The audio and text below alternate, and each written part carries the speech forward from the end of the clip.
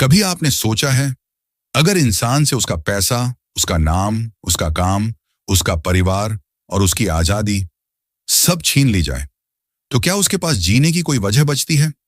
और अगर बचती है, तो वह वजह क्या होती है?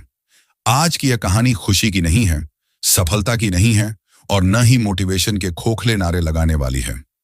यह कहानी है दर्द के बीच जीने की वजह ढूंढने की। इस किताब का नाम है मैन्स सर्च फॉर मीनिंग। लेखक विक्टर फ्रैंकल। लेखक कौन थे विक्टर फ्रैंकल? विक्टर फ्रैंकल कोई साधारण लेखक नहीं थे। वे पेशे से डॉक्टर थे, दिमाग और मन को समझने वाले वैज्ञानिक थे। लेकिन उनकी असली पहचान बनी एक ऐसे इंसान के रूप में जिसने नर्क देखा और फिर भी इंसानियत नहीं छोड़ी। दूसरे विश्व युद्ध के समय उन्हें नाज़ी कॉन्सेंट्रेशन कैंप्स में भेज दिया गया। उनका परिवार, माँ, पिता, पत्नी लगभग सभी वहीं मारे गए। फ्रैंकल जिंदा बचे और उन्होंने सोचा, कुछ लोग यह सब सह नहीं पाए, लेकिन कुछ लोग सब कुछ खोने के बाद भी टिके कैसे रहे? यहीं से यह किताब पैदा हुई। कॉन्सेंट्रेशन कैंप की सच्चाई। कॉन्सेंट्रेशन कैंप कोई साधारण जेल नहीं थी। वह जगह थी जहां इंसान को इंसान नहीं माना जाता था। कैदियों से कपड़े छीन लिए जाते, बाल काट दिए जाते, नाम की जगह एक नंबर दे दिया जाता। हर दिन ऐसा लगता था शायद आज आखिरी दिन है। सबसे पहले जो चीज मरती थी, उम्मीद। फ्रैंकल कहते हैं, कई लोग इसलिए मर गए क्योंकि वे अंदर से टूट गए थे। इंसान सबसे पहले कहां टूटता है? फ्रैंकल ने ध्यान से देखा। जो लोग कहते थे सब ठीक हो जाएगा, मैं फिर खुश हो जाऊंगा, वे लोग जल्दी हार गए। लेकिन जो लोग कहते थे मुझे यह सहना है क्योंकि मेरी जिंदगी का कोई मतलब है, वे लोग टिके रहे। फर्क शरीर में नहीं था, फर्क सोच में था। खुशी नहीं, अर्थ जरूरी है, आज हम सब कहते हैं खुश रहो, मजे करो, आराम से जियो। लेकिन फ्रैंकल कहते हैं इंसान की सबसे बड़ी जरूरत खुशी नहीं होती, उसे जीने का मतलब चाहिए।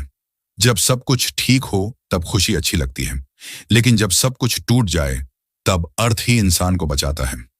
व्हिच व्हाई और हाउ का फर्क फ्रैंकल की सबसे मशहूर लाइन है। जिसके पास जीने की वजह है वह किसी भी हालत को सह सकता है। कैंप में कोई अपने बच्चे को याद करके जिया, कोई अपने अधूरे सपने को सोचकर, कोई बस इसलिए जिया कि वह दुनिया को बता सके इंसान कितना सह सकता है।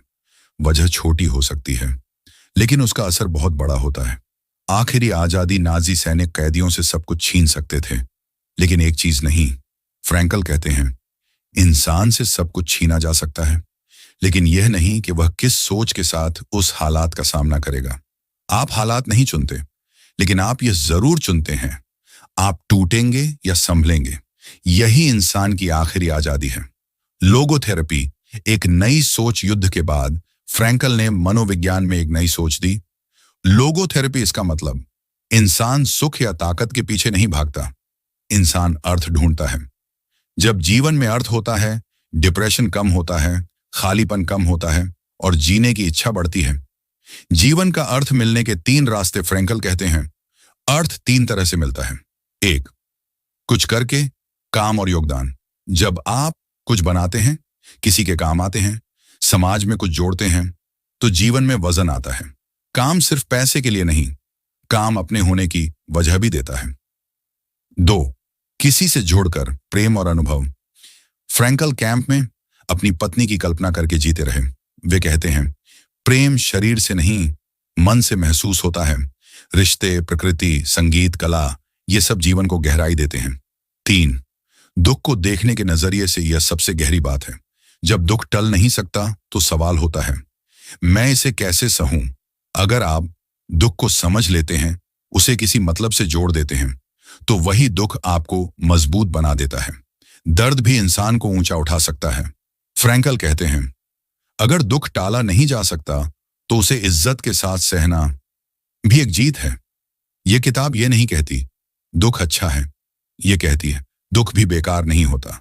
आज की दुनिया और यह किताब, आज हम कहते हैं मुझे मजा नहीं आ रहा, मैं बोर हो रहा हूं, मुझे सब बेकार लग रहा है। फ्रैंकल कहते हैं जीवन से यह मत पूछो कि वह तुम्हें क्या देगा, खुद से पूछो तुम जीवन को क्या दे सकते हो। यही जिम्मेदारी जीवन को अर्थ देती है। खालीपन क्यों आता है? जब इंसान सिर्फ आराम ढूंढता है, सिर्फ मनोरंजन में डूबा रहता है, तो अंदर से खाली हो जाता है।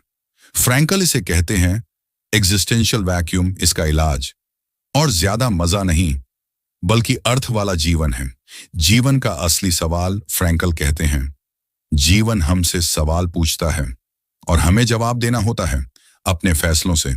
हर दिन हर मुश्किल आपसे पूछती है, अब तुम क्या करोगे?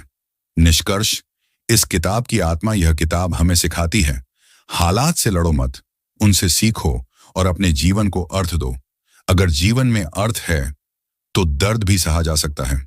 अगर यह कहानी आपके दिल तक पहुंची तो वीडियो को लाइक करें, शेयर करें और चैनल को सब्सक्राइब करें। कमेंट में लिखिए आपके जीने की वजह क्या है। मिलते हैं अगले वीडियो में। धन्यवाद।